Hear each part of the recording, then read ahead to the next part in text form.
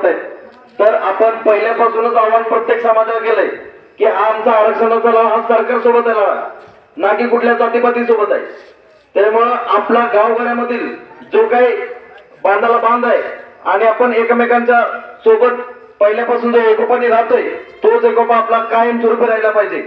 काही समाजकंटक वरचे काही 7-8 नेते लोकांना भडकवायचं काम करतायत, तरी मनोज जरांगे पाटलांचा एकच संदेश आहे, गावगाड्यामध्ये आपला कुठलाही प्रकारचा वाद नाही झाला पाहिजे. जसा पहिल्यापासून आपण ज्या काही एकमतानं एकजुटीनं जो काही गावामध्ये आपण पहिल्यापासून राहत आलोय त्या हिशोबाने आपल्याला पुढे तसंच राहायचंय. आणि महत्वाचं म्हणजे या गेंड्याच्या कातडीचं सरकार आपल्याला गेले 10 महिने झालं आंदोलन आहे, 7 ते 8 वेळा त्यांनी फसवणूक केली.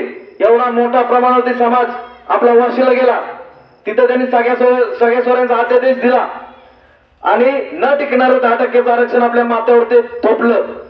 तरी त्यांना माहित पडलं की बाबा या मराठा समाजाला 10% आरक्षण मान्य नाही, म्हणून आता त्यांचं सगळ्या सोऱ्याचं काहीतरी करणं सुरू आहे. ते बोलतायत की 13 तारखेपर्यंत आपण सगळ्या सोऱ्यांच्या अध्यादेशावरती काहीतरी मार्ग काढू. आपण त्यांना 13 तारखेपर्यंत वाट बघायची आहे. 13 तारखेनंतर मनोज जरांगे पाटील जे बोलतील तेच आपण धोरण आणि तेच तोरण बांधायचं आहे. कारण गेले 70 ते 75 वर्ष झालं मराठा समाजावरती अन्याय होत आलाय. आपल्या हक्काचं आरक्षण ओबीसी मध्येच आहे, पण हे वरचे राजकीय नेते आपल्याला हा मराठा आरक्षण ओबीसी पासून दूर ठेवत आहेत, कारण त्यांच्या राजकीय स्वार्थासाठी. गेले एवढे दिवस मराठा समाजावरती ज्यांनी अन्याय केला म्हणून त्यांना पडून आपण 3 वेळा सलग या सरकारला चान्स दिला. आणि जर सलग 3 वेळा हे एक वेळा 16%, एक वेळा 13%, एक वेळा 10% आरक्षण देऊन समाजाची फसवणूक करते, म्हणून सगळ्यात जास्त रोष आता जे सरकार स्थापित आहे त्याच्यावरती रोष आहे. आणि ज्यावेळेस आंदोलन सुरू आहे तर तुम्ही लाठीचार्ज करता, बऱ्याच साऱ्या मराठा समाजावरती कुरघोडी करता, म्हणून समाजाचा सगळ्यात जास्त रोष आता जे सरकार आहे स्थापित सरकार त्याच्यावरती. आपल्याला आपण दोघांना पण सांगतोय, विरोधकाला पण सांगतोय आणि सत्ताधाऱ्यांना पण सांगतोय. विरोधकांना पण हेच सांगतोय की बाबा तुम्ही तुमच्या जे विरोधकामध्ये बसलेत आमदार आहे त्यांनी आवाज उठवा, मराठा आरक्षण भेटलंच पाहिजे त्यासाठी. आणि जे सत्तेमध्ये त्यांना पण आपलं एकच सांगणं आहे की बाबा तुमच्या जे काही वरचे वरिष्ठ नेते त्यांना सांगा आमच्या मानखटामधील मराठा पेटून उठलाय, जर आपला आरक्षणाचा मार्ग मोकळा नाही केला तर मात्र येणाऱ्या विधानसभेमध्ये आपल्याला धूळ चाटल्याशिवाय पर्याय होणार नाही. त्यामुळं पुढच्या तुमच्या नेत्याला सांगा की बाबा आमच्या मराठा आरक्षणाचा प्रश्न मार्गी लावून दे, कारण हा मानखटा हा भाग पहिल्यापासून दुष्काळ भाग आहे. त्यात आम्हाला आरक्षणाची एवढी गरज आहे कारण आमची पोरं नोकरी लागत नाहीत. म्हणजे आता पण असं झालंय की मराठा समाज सुद्धा पक्षामध्ये नेत्यामध्ये वाटला गेलाय. अरे मराठा समाजाने एवढं लक्षात ठेवलं पाहिजे, आपल्याला पक्ष आणि नेत्यापेक्षा मुलाचं भविष्य इम्पॉर्टंट आहे. कारण ज्यावेळेस आपला मुलगा एखाद्या मोठ्या नोकरीमध्ये किंवा एखाद्या मोठ्या शिक्षणाच्या वेळेस 1% 1 मार्काने हुकला तर अख्खं त्याचं आयुष्य बरबाद होतं, हे लक्षात ठेवा. त्यावेळेस नेता आणि पक्ष कामाला नाही येणार, त्यावेळेस फक्त आरक्षण कामाला येणार आहे. म्हणून मनोज जरांगे पाटलासारखा एक निष्ठावंत माणूस आपल्या समाजाला पहिल्यांदा नेता भेटलाय, जो कुठल्याही आमिषाला बळी पडत नाही, फक्त आणि फक्त मराठा आरक्षणावरती फोकस आहे त्यांचा. आणि तो सरकारच्या छातीवरती बसून आरक्षण मिळवून देणार आपल्याला. म्हणून आपल्याला सर्वांना एकजूट दाखवायचे आहे. कारण आपण सगळे पक्षात नेते विखरले गेलोय, आपल्याला यावेळेस हे होता कामा नये. हार्डली 1 ते 1.5 महिन्याची लढाई असेल, या 1 ते 1.5 महिन्यामध्ये आपल्याला आरक्षण आपल्या हक्काचं भेटणारच आहे. त्याच्यानंतर तुम्ही तुमच्या नेत्याला डोक्यावरती घेऊन नाचा, ते आम्हाला काय त्याच्याशी मतलब नाही. आमच्या गोरगरीब गरजवंत मराठ्यांना आरक्षणाची गरज आहे. जे श्रीमंत मराठी त्यांना नेता प्रिय असेल तर त्यांनी नेत्यापाशीच राहावं. पण एकच रिक्वेस्ट करतो, कारण आरक्षणाचा लढा आरक्षण श्रीमंत असेल गरीब असेल सगळ्यांनाच महत्वपूर्ण आहे. त्यामुळे सर्वांनी एकजूट दाखवली पाहिजे.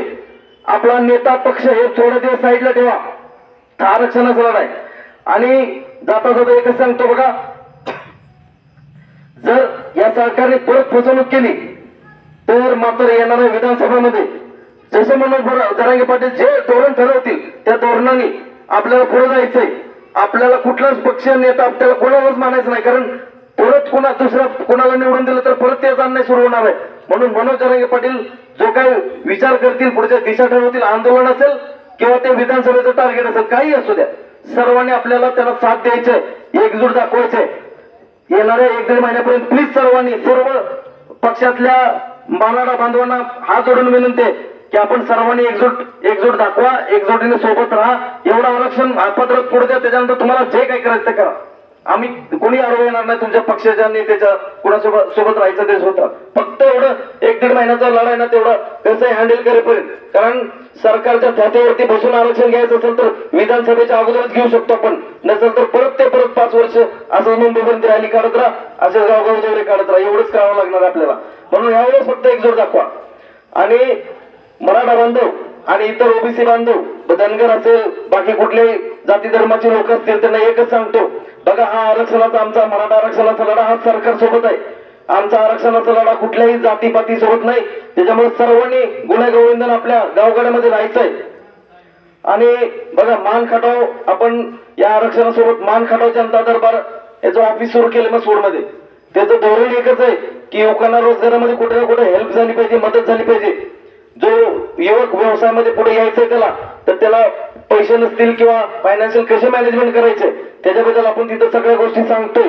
अण्णासाहेब पाटील महामंडळाकडून ज्या गोष्टी असतील अवेलेबल करायच्या, कर्ज कसे, पद्धती कशा आहे त्याबद्दल सांगतोय. इतर समाज बांधवांना सुद्धा बऱ्याच साऱ्या गव्हर्नमेंटच्या स्कीम आहेत, त्या पण आपण त्यांना सांगतोय. महिलांसाठी गव्हर्नमेंटच्या ज्या बचत गट आहेत त्याच्या काय गोष्टी आहेत त्या पण आपण तिथं सांगतोय. प्लस ज्या प्रायव्हेट कंपन्या आहेत त्या महिलांसाठी कसा फायदा होईल त्यातून त्या पण गोष्टी आपण तिथे एक्सप्लेन करतोय. शासकीय ज्या काही स्कीम आहेत आरोग्याच्या असतील किंवा इतर कुठल्या असतील त्या कशा मिळवल्या जातात, काय असेल ते सखोल आपण सगळं मार्गदर्शन तिथे करतोय. तर सर्वांनी एक वेळा तरी मान खटाव जनता दरबार मसूरमध्ये आपलं ऑफिस आहे तिथे व्हिजिट करा आणि एकजूट दाखवा. आपला